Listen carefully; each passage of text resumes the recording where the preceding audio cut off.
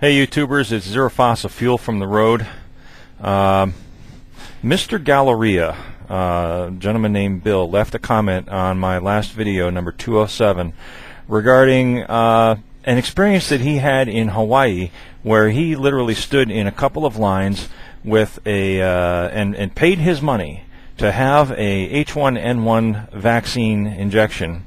However, when he got to the administrating nurse, instead of presenting his arm, he presented a vial and asked them to dispense the flu shot that was bought and paid for into the vial instead of into his arm, so that he could have it tested at a clinical lab to determine exactly what the contents of the flu vaccine is.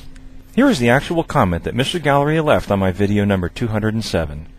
Computer, read selected text. 2 vaccine injecting nurses spent the day pumping unknown fluids into children and elderly people. I paid for the shot, stood in line, and asked each nurse individually to pump the fluid into a container, instead of me. They flatly refused. Isn't that interesting? In both cases, both nurses flatly refused to dispense the flu shot into a vial for his collection so that he could have it tested for the contents of the vaccine.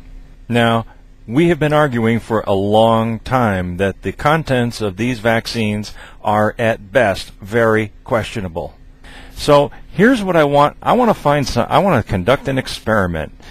I want as many of you as possible to do exactly the same thing. If you are eligible to receive an H1N1 flu vaccine shot, go to your local medical supply store and pick up some vials that can be used to submit samples to a clinical laboratory, and bring them with you and ask the administrating nurse to dispense the flu shot into the vial instead of into your arm.